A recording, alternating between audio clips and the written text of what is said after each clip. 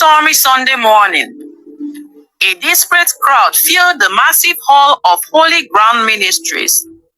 Whispers rippled through the rows as they raised their necks to catch sight of Prophetess Patricia, popularly known as Mama See It All. Some said she could pierce straight into a person's soul, revealing secrets no one could ever know. Others swore that she had the power to speak directly with God. But today, something unsettling hung in the air. Just then, a scream echoed from the side of the hall.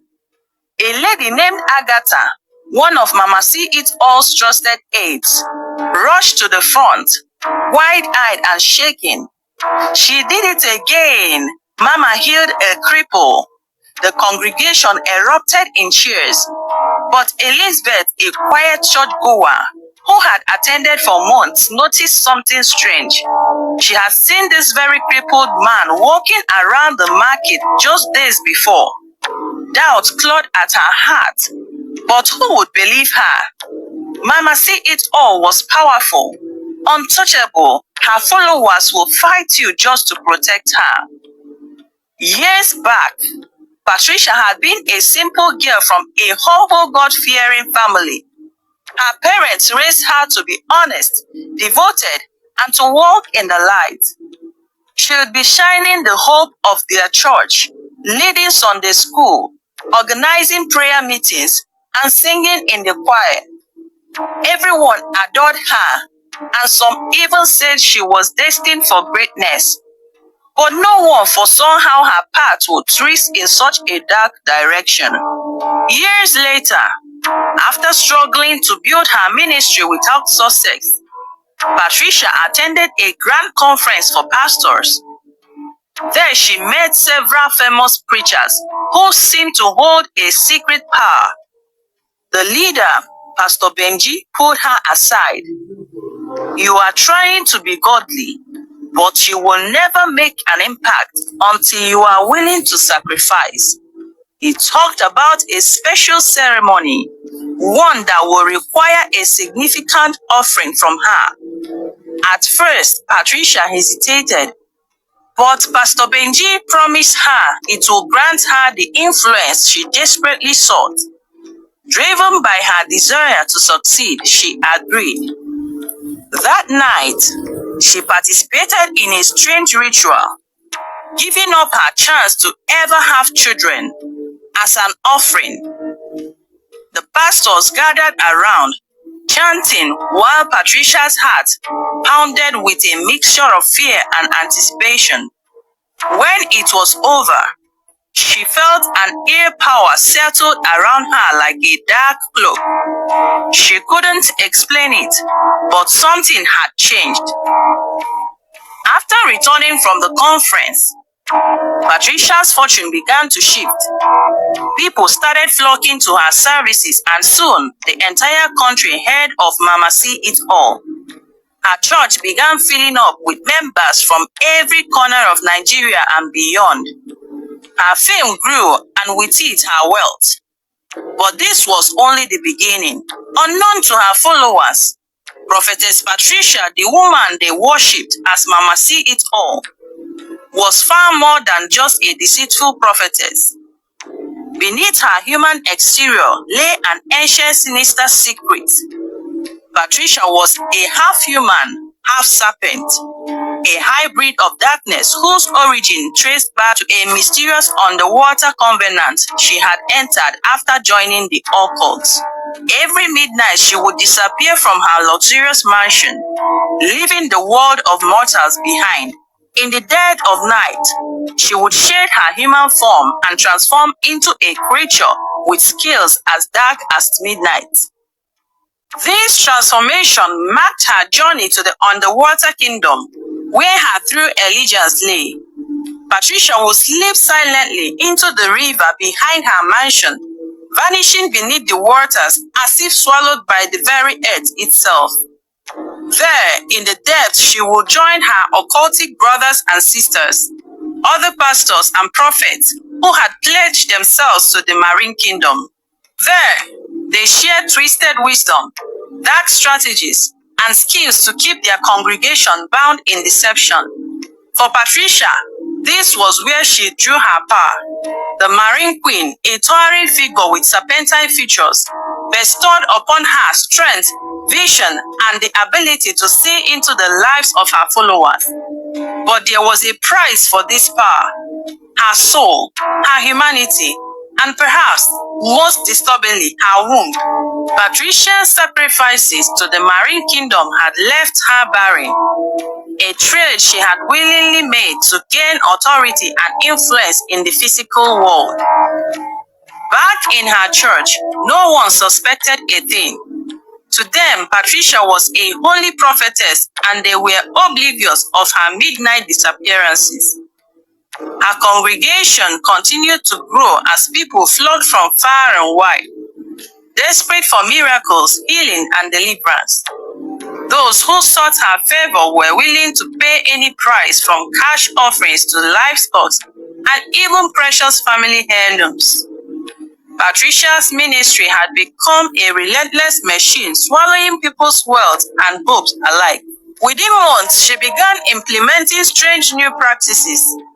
Each member was handed a mirror, which she called the mirror of life. This mirror, she would say with a commanding tone, is blessed by the Almighty Himself. Every morning, look into it, speak to it, and you will see parts of your spirit that needs healing. Her congregants cherished these mirrors, believing they were on a path to spiritual growth. But in reality, the mirrors were tools connected to the marine world. Through them, Mama could peer into her members' lives, studying their weaknesses, secrets, and fears. One Sunday, Mama called a young woman named Kemi to the front. "Last night, you argued with your husband about his job, didn't you?" she said, a sly smile crossing her lips. Kemi gasped. "How did you know?" The congregation erupted into a frenzy, marveling at Mama's ability to know every details of their lives. In truth, she had used her mirror to summon Kemi's spirit in the night before, gathering all she needed to make the revelation sound divine. The church soon introduced holy water and miracle oil, bottled with simple labels but sold at exorbitant prices. Patricia would wave her hands over the items, claiming that they could cure any sickness, fix any marriage, and even bring financial blessings. When Elizabeth saw a struggling mother give her last savings for a tiny bottle of miracle oil, she clenched her fist, feeling her suspicions deepened. The next Sunday, Prophetess Patricia's voice echoed through the church as she scanned the congregation with piercing eyes, her gaze landing on a young man seated in the middle row. His name was Obiora, a quiet, newly returned graduate who had just come back from overseas with his mother to visit Patricia's church. Having heard of Mama See It All and her supposed divine revelations, they thought it was wise to seek a blessing. Patricia's face lit up as she beckoned Obiora forward. "Young man, please come forward." Obiora hesitated, but his mother nudged him, whispering, "Go, this could be your blessing." As Obiora stepped up to the front, Patricia raised her hand in what looked like a gesture of divine revelation. She took a deep breath, then announced dramatically, "The Lord has revealed something troubling to me, my son."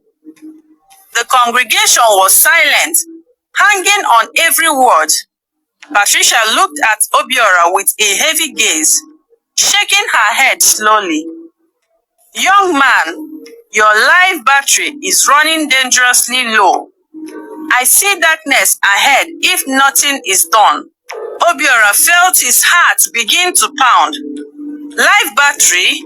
He didn't understand, but he could see Patricia's brave expression. He swallowed nervously. "Mama, please, what does that mean?"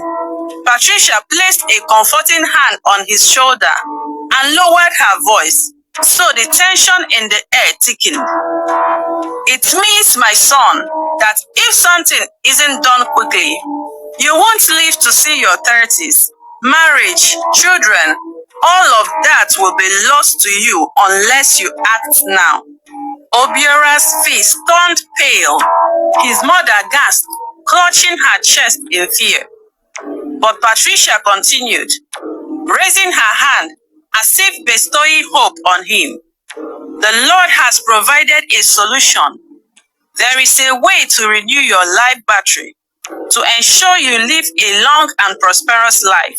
She leaned in closer, her eyes narrowing with intensity. You must make a sacrifice, a powerful seed, something that costs you deeply. For the Lord blesses those who give from their hearts. Obiora's mother held him tight, her eyes wide with worry. What kind of sacrifice, Mama? She stammered. Patricia nodded as if she had expected the question. The Lord has directed me, she said, her voice dropping to a hush, that your son's life can be renewed with the sacrifice of a cow. Not just any cow, but one that symbolizes a new life, strong, healthy, and without blemish. Obiora's mind reeled at the thought. He had heard of sacrifices before, but had never been asked to make one for himself. Mama, I don't know where to get a cow now. Patricia waved her hand dismissively. Do not worry, my son. The Lord understands. You need not to go out and find a cow yourself. You can simply convert this sacrifice into a seed. Give the amount, and I will take care of the rest. The church has a way to handle these things. You just need to be obedient and trust in the word of the Lord. Obiora's mother whispered frantically in his ear, urging him to comply. Obiora, don't delay. Just do what Mama See It All says. Your life is worth more than any amount of money. Reluctantly, he agreed, pulling out his checkbook and writing a large sum. Patricia accepted the check with a smile of satisfaction. My son, your obedience has pleased the Lord. Your life is now in God's hand, and He will reward you for your sacrifice. Relieved but still shaken, Obiora returned to his seat, his mother clinging to him and thanking the prophetess profusely. But what he didn't know was that Patricia had no intention of buying any cow or offering any sacrifice. As she did with many others, she took the money straight to her ongoing project fund, adding it to the luxurious mansion she was constructing on the outskirts of town. This wasn't the first time she had used scare tactics to squeeze offering from her congregation, and it wouldn't be the last. Obiora's experience was just one of many in Patricia's church. Elizabeth watched from a distance as she gathered more stories like this. She saw the pattern and knew that these prophecies were nothing more than calculated lies to drain her followers financially. She began to find a means to expose her evil doings, though she knew it wouldn't be easy. She prayed that her efforts would one day set people like Obiora free, opening their eyes to the truth about Patricia's schemes. Elizabeth's resolve strengthened, fueled by her desire to protect innocent lives from falling into the same trap. Despite her growing doubts, Elizabeth kept attending the church, quietly observing. Then one service, she noticed something that she couldn't ignore. An elderly man in a wheelchair rode up to the altar. Mama See It All placed her hand on his forehead, murmuring a prayer. The man suddenly stood up, shaking with supposed new strength, while the congregation erupted in joyous shouts. Elizabeth, however, recognized him from a street market. He wasn't disabled at all. He was an actor paid to pretend for this miracle. Over time, Patricia had become one of the wealthiest women in the area. With a mansion filled with gold-plated furniture, expensive cars, and personal staff. She called it a reward from God. But Elizabeth knew that no blessing had yet arrived for her poor neighbors who continued to give until they had nothing left. Amid all her schemes, Patricia wielded her power not only to deceive but to control lives, even breaking up families for her own selfish desires. She took a particular interest in wealthy, influential men who attended her church, especially those she sensed could be easily manipulated. If she set her sights on a married man, she will concoct visions and divine revelations that cast doubt upon his wife, creating chaos in the household. During one particular scandalous service, Patricia singled out a successful businessman named Mr. Okeke. She called him to the front of the congregation, dramatically raising her hand as though she's receiving divine message. Brother Okeke, she declared, the Lord is showing me a troubling vision. A dark cloud surrounding your household. Someone close to you, someone you trust deeply, is working against your blessings. As expected, Mr. Okeke looked alarmed. His eyes widened with shock and fear. Prophetess, who could it be? He asked desperately, eager to protect his fortune and his family. Patricia leaned in, lowering her voice to a solemn whisper. It's your wife. I see her spirit entangled in the web of envy and greed, blocking your breakthroughs, she added.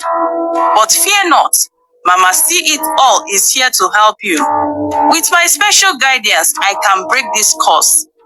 Over time, Patricia convinced Mr. Okeke that his wife's supposed negative energy was the reason for his business struggles.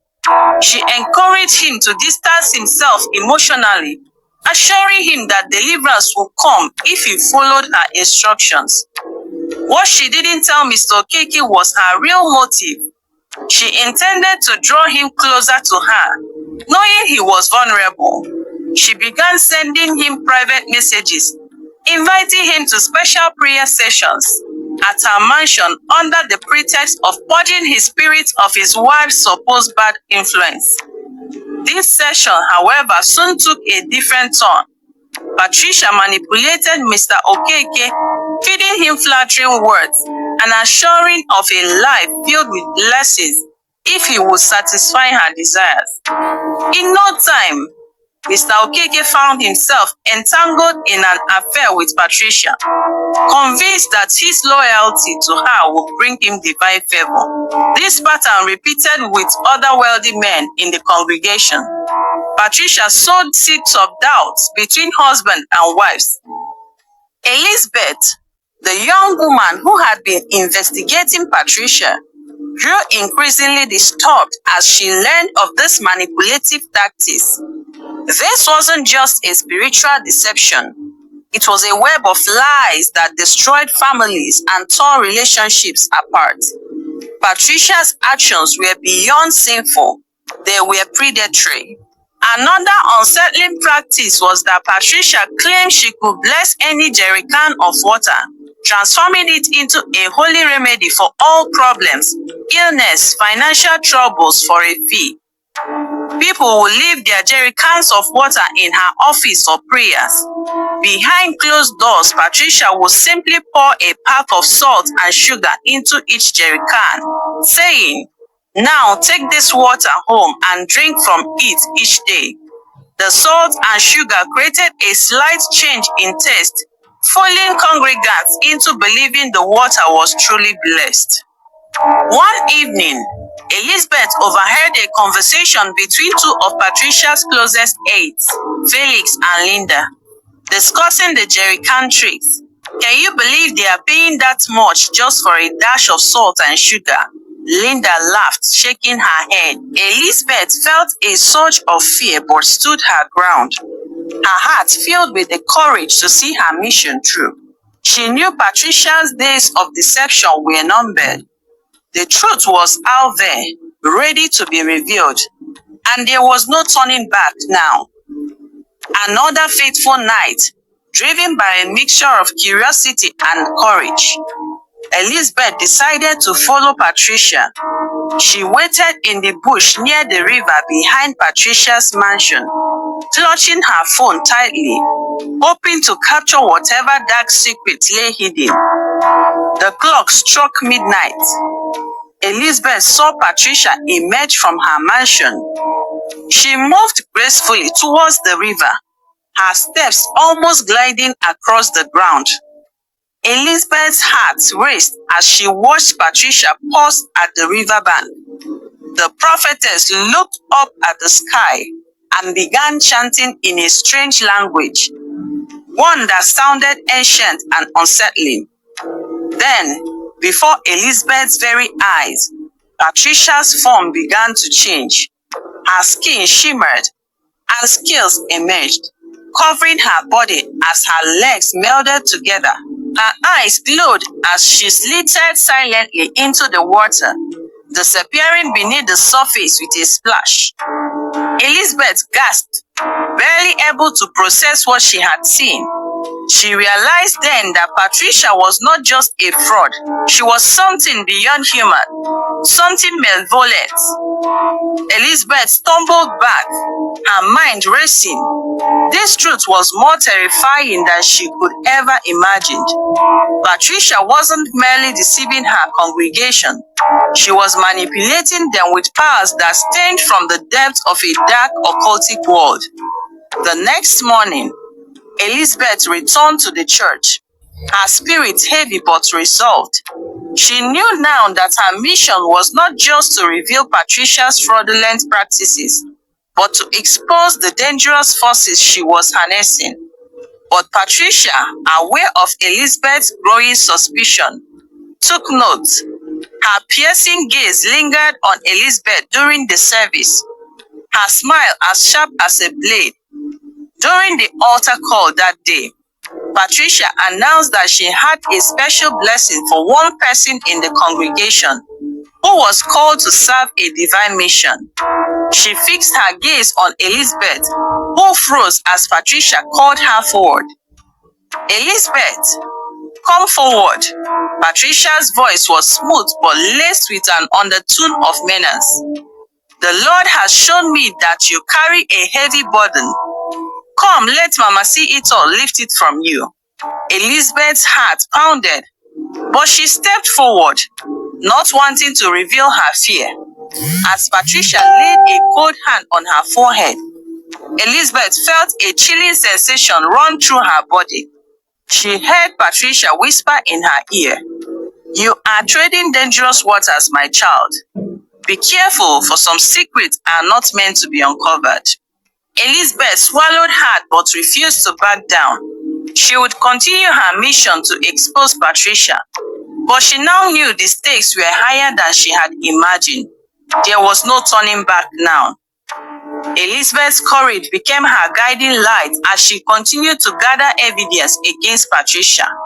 With every passing day, she uncovered more layers of deception and dark manipulation, which confirmed that Patricia's reach went beyond mere trickery.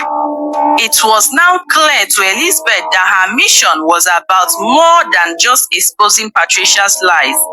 It was about freeing innocent souls bound by Patricia's sinister practices. When Elizabeth finally released her gathered recordings, photos, and testimonies to the media, the world was shocked. Reports spread like wildfire, exposing Patricia's deceitful miracles, staged healings, and occult connections. Congregants who had once revered her now reeled with disbelief, feeling betrayed by the persons they once called Mama See It All. Many wept openly, mourning the years and money they had poured into her ministry, only to realize it had all been a carefully orchestrated illusion. In her final address to the church, Elizabeth spoke to the congregation, offering words of wisdom.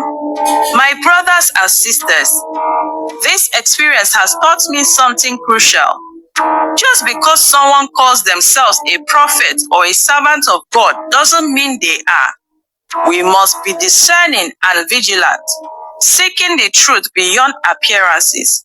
Not every church or prayer house represents God's light, and not everyone who claims to be a pastor is genuine.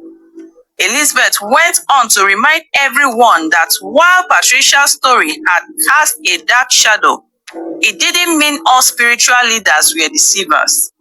There are true servants of God, men and women who work tirelessly in humility and sincerity to bring God's love and truth to his people. They don't ask for wealth or demand strange sacrifices. They simply live in a way that reflects the goodness and mercy of the Almighty. Thank you for watching. Please, if you enjoyed this story, please consider liking, commenting your thoughts, subscribing to my channel. Thank you so much, and see you on my next story.